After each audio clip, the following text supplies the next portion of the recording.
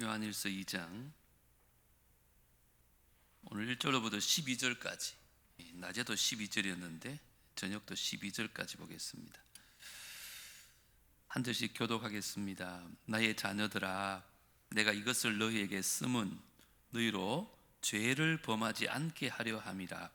만일 누가 죄를 범하여도 아버지 앞에서 우리에게 대언자가 있으니 곧 의로우신 예수 그리스도시라.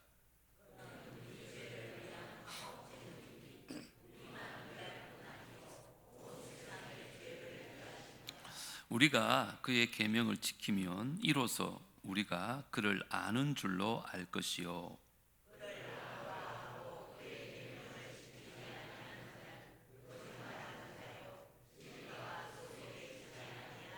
누구든지 그의 말씀을 지키는 자는 하나님의 사랑이 참으로 그 속에서 온전하게 되었나니 이로써 우리가 그의 안에 있는 줄을 아노라.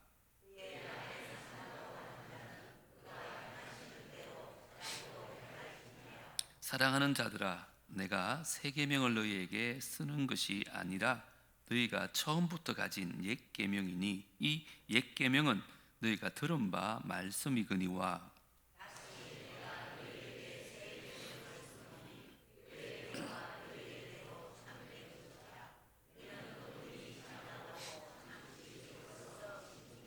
빛 가운데 있다 하면서 그 형제를 미워하는 자는 지금까지 어둠에 있는 자요,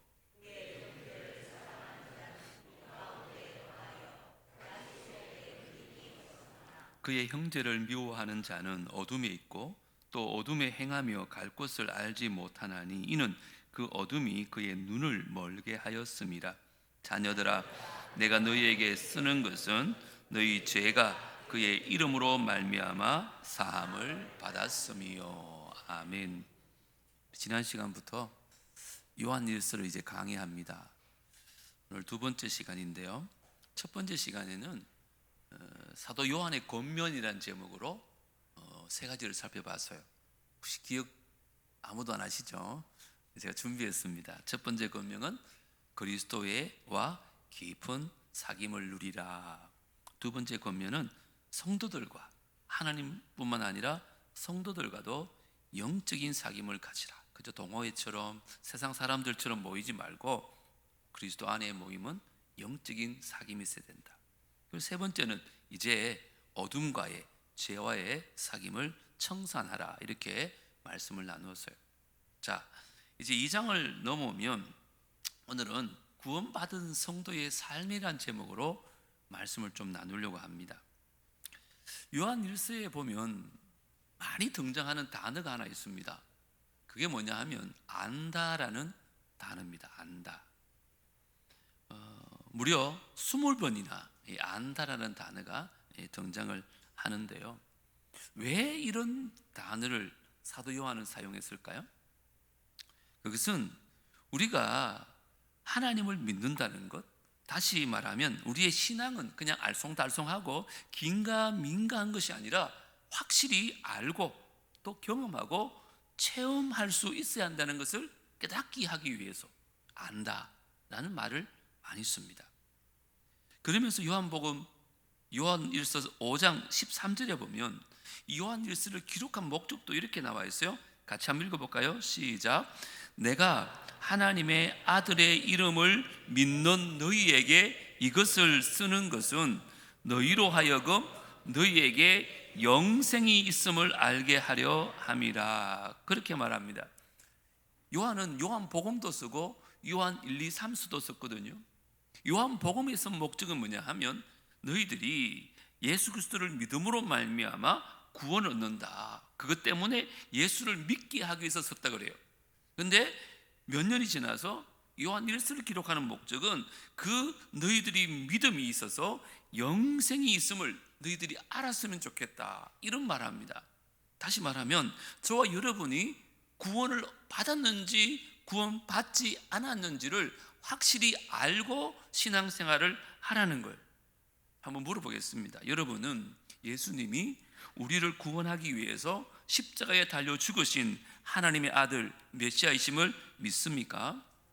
그렇다면 여러분은 이미 영생의 선물을 받은 거예요. 그런데 한 가지 중요한 질문이 있어요. 자, 그러면 하나님의 아들을 이름 믿는다 그랬잖아요. 믿는 게 뭐냐는 거예요. 내가 과연 진심으로 예수님을 믿는 사람인가? 아니면 교회는 다니지만 옛날 목사님은 나이롱 신자 그러잖아요. 그냥 교회 마당만 밟고 왔다 갔다 하는 사람인지 어떻게 알 수 있느냐고요. 교회 다닌 지 한 10년, 20년, 30년 되면 자동적으로 예수를 믿는 사람이 됩니까?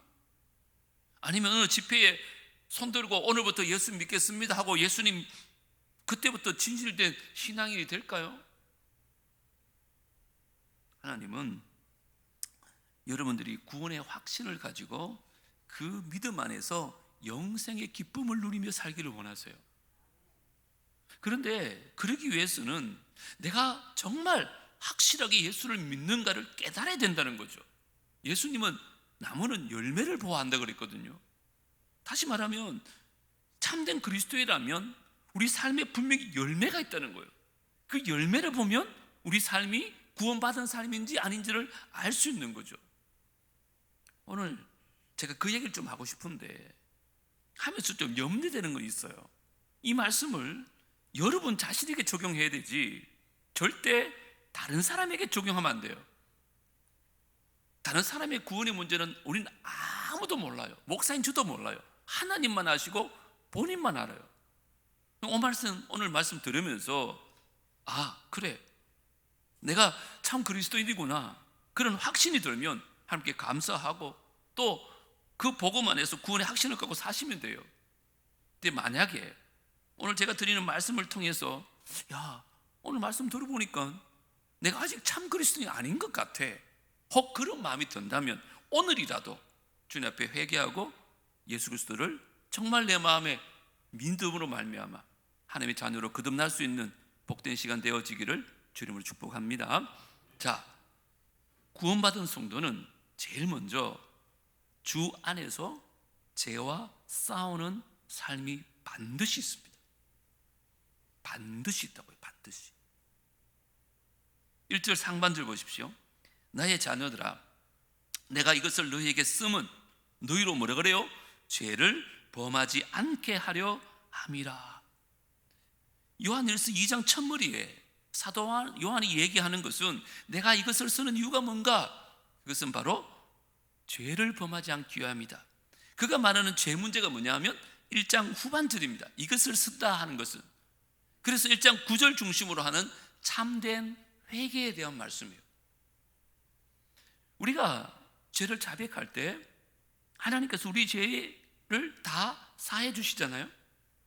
그런데 참된 회개가 그냥 죄의 자백으로 끝나는 것인가? 아니라는 거예요. 반드시 삶의 변화가 뒤따라야 한다는 얘기를 하는 거예요. 많은 사람들이 예수 믿으면서 물론 틀린 말은 하지만 내가 이것을 잘못했습니다, 내가 이런 죄를 저질렀습니다, 주님 용서해 주십시오, 그걸로 다 회개했다고 생각한다는 거예요. 그럼 반밖에 안 되는 거예요. 참된 회개는 영어로 말하면 turn away라고 그래요. 방향을 바꾸는 것이고 삶이 변화되어지는 것을 회개라고 그래요. 그래서 회개는 고백에서 시작되어지지만 삶의 변화로 열매가 반드시 맺혀져야 돼요. 그래서 예수님이 마태복음에도 그러잖아요. 그러므로 회개에 합당한 뭘 맺으라고요? 열매를 맺으라 이야기하는 거예요. 자, 그럼 저와 여러분 삶 속에 진정한 회개 열매가 있습니까? 아니면 혹시 죄를 짓고 입으로만 눈물로만 회개하고 계시지 않습니까? 저도 예외가 아닙니다. 요즘 한국 교회가 많이 쇠퇴하고 있습니다. 물론 코로나의 원인도 있겠지만 유튜브나 인터넷 보십시오.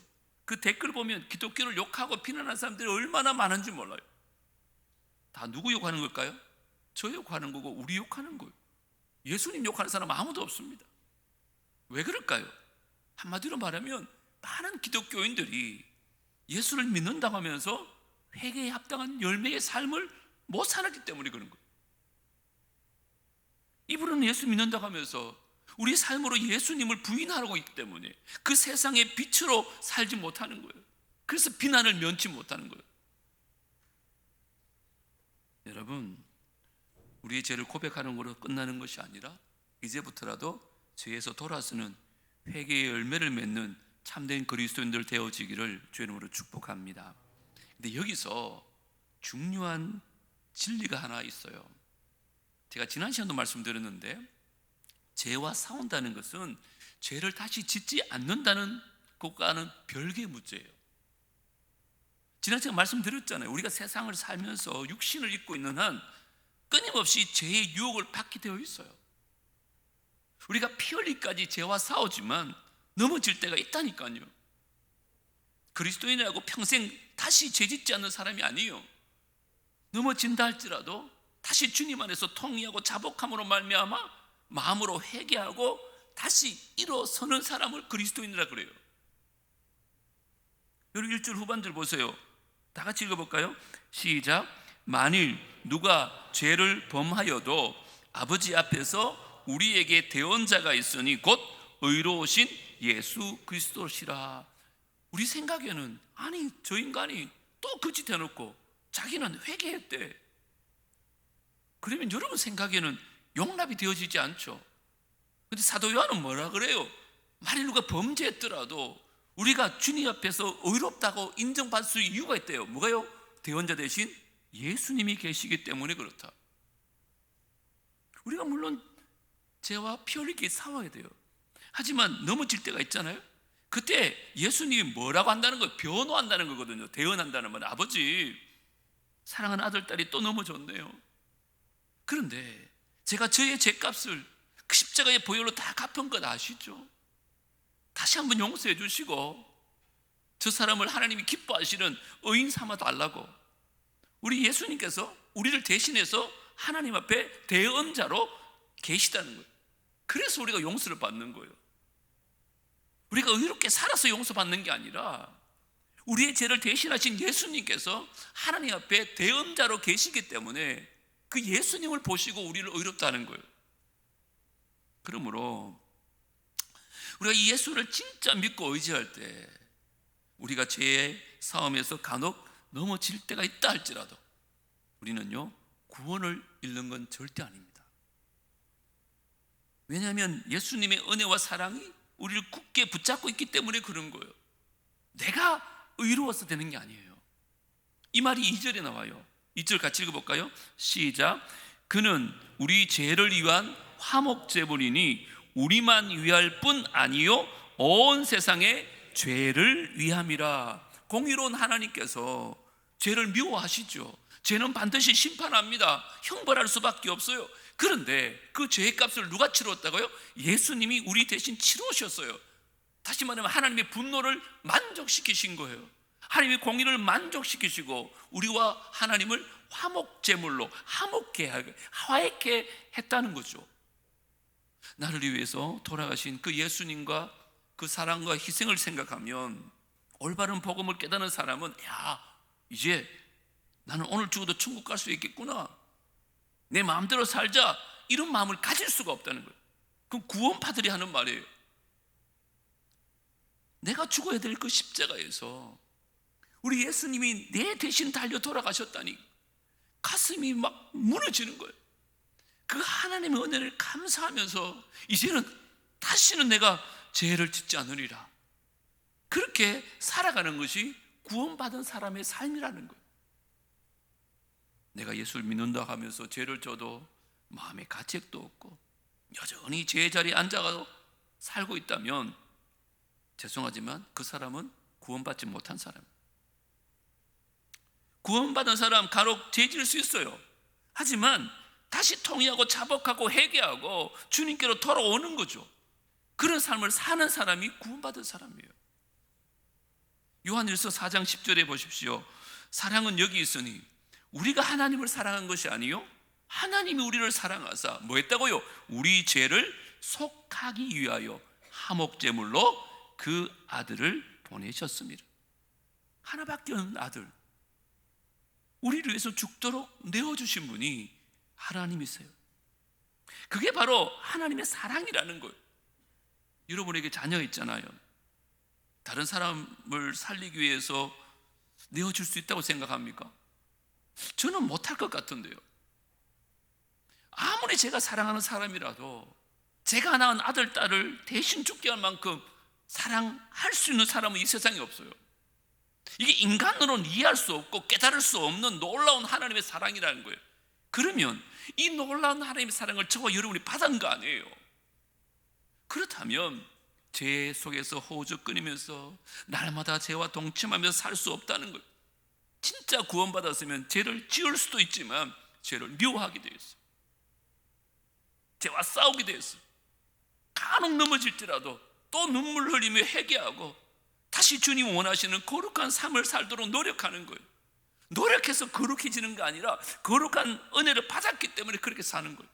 이게 구원받은 사람의 첫 번째 증거입니다. 이 증거가 여러분에게 열매로 있으면 구원의 은혜 감사하시고, 아직까지 죄 가운데 허우적거리고 있다면 하루빨리 주님께로 돌아올 수 있는 은혜가 있기를 주 이름으로 축복합니다. 두 번째, 구원받은 사람은 주 안에서 말씀을 순종하는 삶을 살아요. 그냥 죄 짓지 않는 정도가 아니고 이제 적극적으로 하나님 말씀을 따라 사는 삶. 3절에 나와 있어요. 다 같이요, 시작. 우리가 그의 계명을 지키면 이로써 우리가 그를 아는 줄로 알 것이요. 여기 안다는 것은 지식적으로 아는 게 아니에요. 내가 정말 계명을 지키는 사람은 내가 구원에 확신 있는 줄 안다는 거예요. 예수님과 깊은 사귐이 있는 사람이 참 그리스도인이다, 이런 말을 하고 있는 거예요. 그 두 번째 방법이 뭐라고요?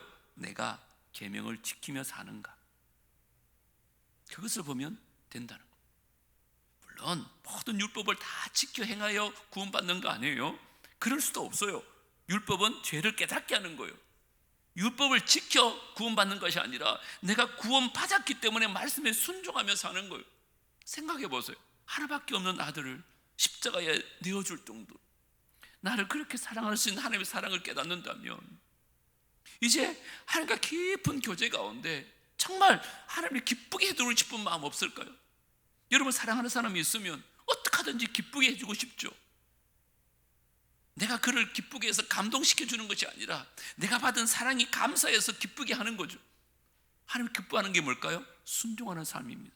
성경에 나와 있어요. 요한복음 14장 21절 같이 읽습니다. 시작. 나의 계명을 지키는 자라야 나를 사랑하는 자니 나를 사랑하는 자는 내 아버지께 사랑을 받을 것이요 나도 그를 사랑하여 그에게 나를 나타내리라. 하나님 말씀을 지키는 게 뭐라고요? 하나님을 사랑하는 거래요. 여러분이 하나님을 사랑한다 그러면서 말씀을 지키지 않으면 그것은 사랑하는 게 아니래요. 물어보겠습니다. 여러분, 하나님 말씀을 지키기 위해서 노력하는 삶을 살고 계십니까? 아니면 아직도 내가 예수 믿노라 하면서 내 뜻대로 내 마음대로 내가 원하는 대로 그렇게 살고 있지 않습니까? 오늘 어디에도 말씀드렸지만 하나님 뜻이 먼저가 아니라 늘 내 뜻이 먼저예요. 하나님 앞세운다 하지만 늘 내가 앞서 있어요. 이게 과연 예수 믿는 사람일까요? 4절도 보세요. 4절 시작. 그를 아노라 하고 그의 계명을 지키지 아니하는 뭐한대요? 거짓말하는 자요, 진리가 그 속에 있지 아니한 사람이에요. 나 예수 믿어요, 예수님 사랑해요 그러면서 우리 삶 속에 말씀에 순종하는 삶이 없으면 거짓말장입니다. 착각하지 말라는 거예요. 예수님이 마음에 없대요. 근데 교회 다니니까 직분을 받았으니까 수십 년 동안 관습 아래서 당연히 믿는 것처럼 착각하며 살지 예수님과는 전혀 상관없는 사람이에요. 5절도 보세요. 누구든지 그의 말씀을 지키는 자는, 말씀을 지켜 순종하는 자는 하나님의 사랑이 참으로 그 속에 뭐라고요? 온전하게 되었다는 거예요. 이로써 우리가 그의 안에 있는 줄을 아노라. 여러분이 여러분의 뜻보다 하나님의 뜻을 더 존중하기 위해서 몸부림치는 삶을 살고 있을 때 그 하나님의 사랑은 우리 안에서 완성되어지는 거예요. 그리고 또한 우리가 주 안에 살 수 있다는 것을 확신할 수 있는 게 뭐냐? 주의 말씀에 순종하는 것이 주님 안에 사는 것이에요. 자, 그러면 우리가 하나님 말씀에 순종하게 살기 위해서 어떻게 해야 될까요? 여러분 생각에는 그게 6절에 나와요. 6절. 이게 중요한데요. 같이 읽겠습니다. 시작. 그의 안에 산다고 하는 자는 그가 행하는 대로 자기도 행할지니라. 이게 보세요. 하나님이 원하시는 그 순종의 정의가 뭐냐? 그 방법이 어디 있다가요? 그의 안에 산다고 하는 자. 이게 중요해요. 하나님의 뜻대로 사는 것은 내가 결심한다고 되는 게 아니에요. 해보세요. 내가 막 혈서 쓰고 이를 악물고 노력한다고 되는 게 아니라니까요. 내가 예수 안에 거할 때 가능하다는 거예요. 이게 너무너무 중요한 말씀. 여러분, 포도나무와 가지 이야기 알잖아요. 포도나무 가지가 열매를 맺기 위해서 뭘 해야 돼요? 딱 한 가지밖에 없어요. 포도나무에 붙어 있으면 되는 거예요. 자기가 막 열매 맺혀라 열매 맺혀라 아무리 용을 쓴다고 해서 맺히는 게 아닙니다. 그냥 매달려 있기만 하면 포도나무가 생명을 공급하고 그 영양분을 공급해서 때가 되면 가지에 열매를 맺게 하는 거예요. 눈이 착각해요. 내가 하는 것처럼. 아닙니다, 여러분. 내가 하는 게 아니에요. 포도나무가 다 해주는 거예요. 이걸 은혜라 그래요. 은혜.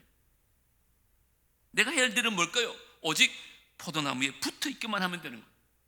이와 마찬가지로 우리가 하나님을 기쁘시게 하는 영화롭게 하는 삶을 살려고 노력하잖아요. 우리가 해야 될 건 단 하나밖에 없습니다. 예수 안으로 들어가는 것. 예수가 내 안에, 내가 예수 안에 날마다 교제하는 것. 그래서 오늘 오전에 말씀드릴 것처럼 하나님 우리와 날마다 동거하고 함께 교제하기를 원합니다. 주님과 접붙임 받은 나무까지, 그 가지는 반드시 아름다운 열매를 맺는 거예요. 자, 그런데 한번 생각해 보세요. 가지가 열매를 맺으면 나무에 딱 붙어 있어야 돼요. 그죠? 그런데 이 가지가 나무에서 살짝 위에 올려져 있으면 어떻게 될까요? 열매를 맺을 수 있을까요?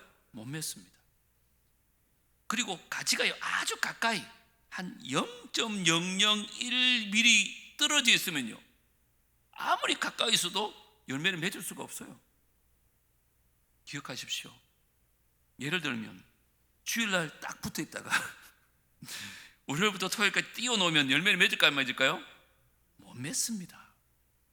이게 우리의 삶입니다. 우리가 하나님을 기쁘시게 열매를 맺기를 원한다면 날마다, 정말 순간마다 우리 예수님께 굳게 붙잡혀 있어야 돼요.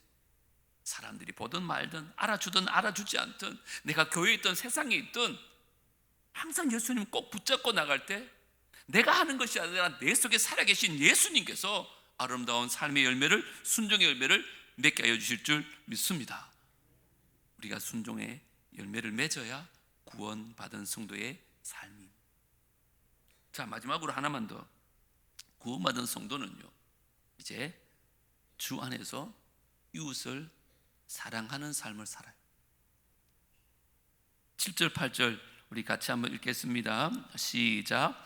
사랑하는 자들아, 내가 새 계명을 너희에게 쓰는 것이 아니라 너희가 처음부터 가진 옛 계명이니 이 옛 계명은 너희가 들은 바 말씀이거니와 다시 내가 너희에게 새 계명을 쓰노니 그에게와 너희에게도 참된 것이라. 이는 어둠이 지나가고 참 빛이 벌써 비침이니라. 여기 보니까 새 계명도 나오고 옛 계명도 나오고 막 헷갈리죠. 처음에는 옛 계명 걸었다가 또 새 계명 걸었다가, 옛 계명이 맞아요, 새 계명이 맞아요? 서로 사랑하라는 계명이 옛 계명이에요, 새 계명이에요? 둘 다 맞다니까요. 구약의 레위기 19장 18절에 나와요. 원수를 갚지 말며 동포를 원망하지 말며 내 이웃 사랑하기를 내 자신과 같이 사랑하라. 나오잖아요. 이거 옛 계명 맞잖아요. 구약 시대 주어진. 새 계명은 요한복음 13장 나와요. 새 계명을 너희에게 주노니 서로 사랑하라. 내가 너희를 사랑한 것 같이 서로 사랑하라. 자, 이제 좀 똑똑한 사람은 눈치챘어요. 요한복음에서 말하는, 요한일서 말하는 옛 계명과 새 계명의 차이가 하나 있었는데 뭐였어요? 모르겠어요? 다시 읽어드립니다. 차이가 있다니까요. 레위기 19장 18절 원수를 갚지 말며 동포를 원망하지 말며 내 이웃 사랑하기를 내 자신과 같이 사랑하라. 나는 여호와니라. 옛 계명이에요. 자, 새 계명 요한복음 13장 34절 새 계명을 너희에게 주노니 서로 사랑하라. 내가 너희를 사랑한 것 같이 너희도 서로 사랑하라. 옛 계명과 새 계명의 차이가 뭐예요? 조건이 하나 붙었죠. 뭐라고요? 내가 너희를 사랑한 것 같이. 이게 달라요. 옛 계명은 그냥 이웃 사랑하기를 내 자신같이 하라 그랬어요. 근데 새 계명은 내가 너희를 사랑한 같이. 기준이 다른 거, 기준이. 여러분, 이 말은 무슨 말이냐? 내가 인간적인 노력으로 사랑하는 게 아니라는 거예요. 그냥 내 마음 내킬 때 사랑하는 게 아니라는 거예요. 내 감정과는 전혀 관계가 없다는 거예요. 기준이 뭐이기 때문에 하나님이 우리를 사랑하는 그 사랑이 기준이기 때문에. 여러분 꼭 기억하세요. 주님이 언제 우리를 사랑하셨어요? 원수 되었을 때니까. 우리가 죄인 되었을 때 우리를 너무너무 사랑하셔서 우리 대신 십자가에서 죽으신 거예요. 그게 사랑이에요. 그게 우리에게 보여진 사랑이에요. 자, 그러면 우리가 그런 사랑하기 위해서 어떻게 해야 될까요? 우리는 사랑하는 사람만 사랑하잖아요. 교회 안에서도 꼴보기 싫은 사람은 2부 예배 오면 자는 3부 예배 오고 도시락 쳐오고 밥도 같이 안 먹고. 성경에 의하면 내가 미워하는 사람, 원수 같은 사람도 주님이 사랑했기 때문에 사랑해야 될까요? 사랑하지 않아도 될까요? 사랑해야 된다니까요. 사랑하세요, 여러분. 말로만 사랑한다니까, 말로. 그거 안 된다는 얘기하는 거예요. 진짜 구원받은 성도라면 주님 우리를 사랑한 같이 너희도 서로 사랑하라 말씀하신 거예요. 자, 여기서 한 가지 제가 말씀드리고 싶은 게 있는데, 사랑은요 감정이 아니라 선택이라는 거예요. 따라합니다. 사랑은 감정이 아니라 선택이다. 무슨 말일까요, 여러분? 여러분, 내가 저 사람에 대한 좋지 않은 감정이 있잖아요. 그러면 말씀에 순종하는 거 갖고 가서 좋아하는 척 하면서 친한 척 하면서 사랑합니다 이런 말 하면 이게 거짓말일까요? 거짓말이 아닐까요? 거짓말처럼 느끼시는 건 감정이에요. 하지만 주님 말씀에 순종해서 내가 사랑하는 마음이 아직까지는 없지만 선택하는 거죠. 의지적으로. 그러면 어떻게 되는 줄 알아요? 감정이 따라와요. 사랑하는 감정이 생길 때까지 난 압력 몰수할 거야. 그 감정이 생기면 내가 찾아갈 거야가 아니라 주님 말씀에 순종해서 찾아가서 사랑하기 시작하면 뭐라고요? 감정이 따라오는 거예요. 그래서 영어로 emotion follow motion 그래요. 우리가 감정이 앞서는 것이 아니고 우리가 하나님을 따르는 사람으로서 행동을 먼저 할 때 거기에 따라서 사랑의 감정이 따라온다는 거예요. 이게 주님이 우리를 사랑하신 거예요. 우리 아무 자격이 없었다니까요. 우리 원수였다니까요. 하나님을 대적했다니까요. 감정적으로 우리를 사랑할 수가 없어요. 근데 주님 먼저 선택하신 거예요. 뭐 하기로? 사랑하기로. 여러분 가운데 아직 정말 사랑하지 못하는 사람이 있다면, 정말 내 마음에 장벽을 세워버린 사람이 있다면, 저 사람은 상종치도 못할 사람이야, 제쳐놓은 사람이 있다면 오늘 이 말씀 앞에 자신을 돌아보십시오. 그리고 참된 그리스도인으로서 오늘 이 시간 여러분 마음속에서부터 그를 용서하십시오. 그들을 사랑함으로 안아주십시오. 내가 죄인 되었을 때, 내가 십자가의 원수 되었을 때 하나님께서 아들을 주심으로 나를 사랑하신 것 같이 여러분도 그들을 먼저 사랑하라고 성경은 명령하고 있어요. 제발 다른 사람에게 비추지 마시고 나 자신에게 비추어야 돼요. 우리 마태복음 6장 14절 15절 한번 읽읍시다. 예수님이 뭐라고 하셨어요? 너희가 사람의 잘못을 용서하면 너희 하늘 아버지께서도 너희 잘못을 용서하시려니와 너희가 사람의 잘못을 용서하지 아니하면 너희 아버지께서도 너희 잘못을 용서하지 아니하시리라. 물론 좀 예민한 해석이긴 하지만 쉽게 말하면 우리가 남의 잘못 용서하지 않으면 예수님께서 우리의 잘못을 용서하는 것을 기대하지 말라는 거예요.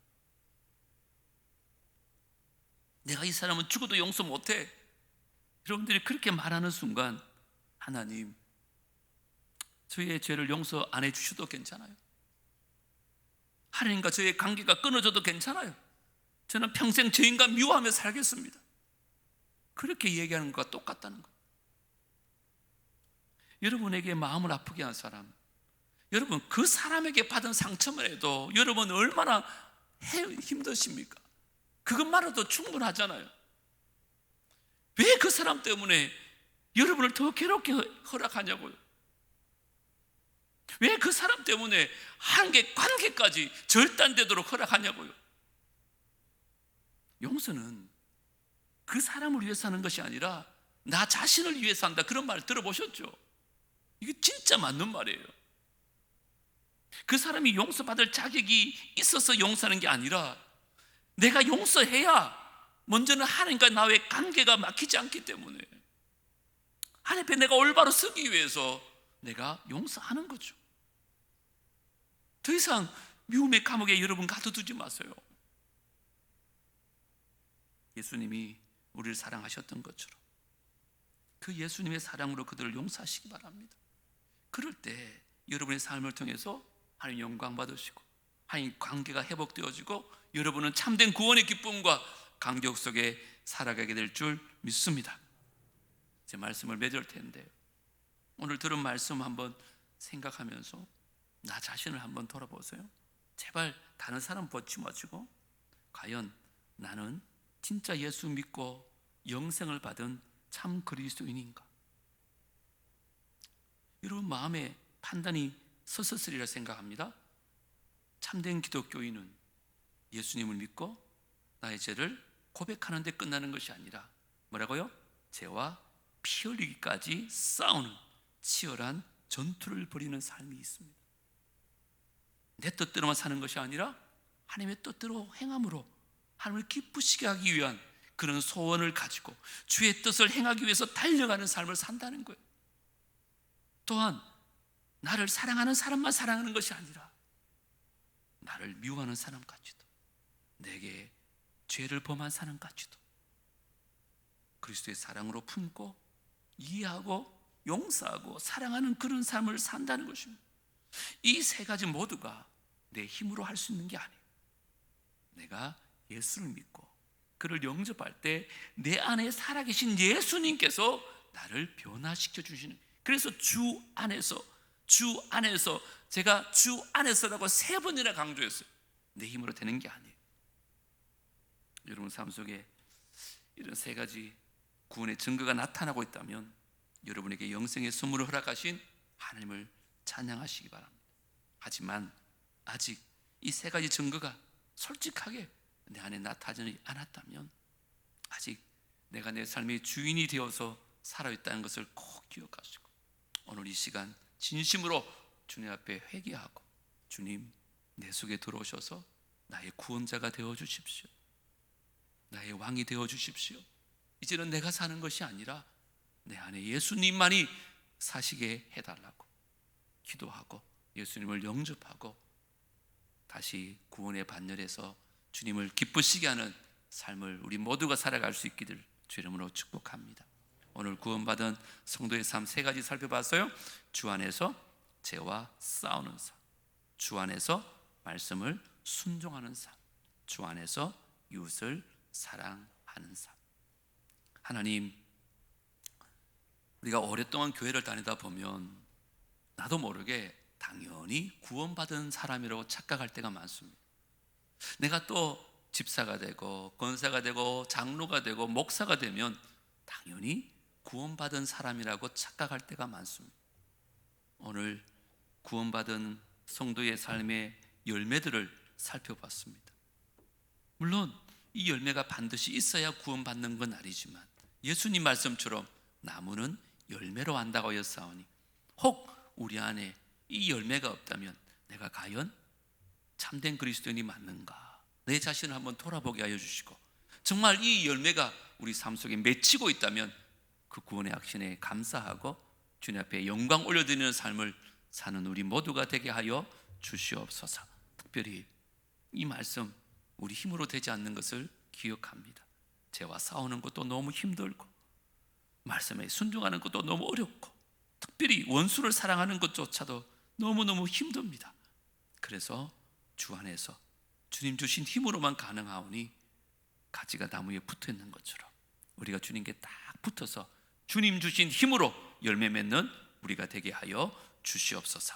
예수님 이름으로 기도드리옵나이다. 아멘.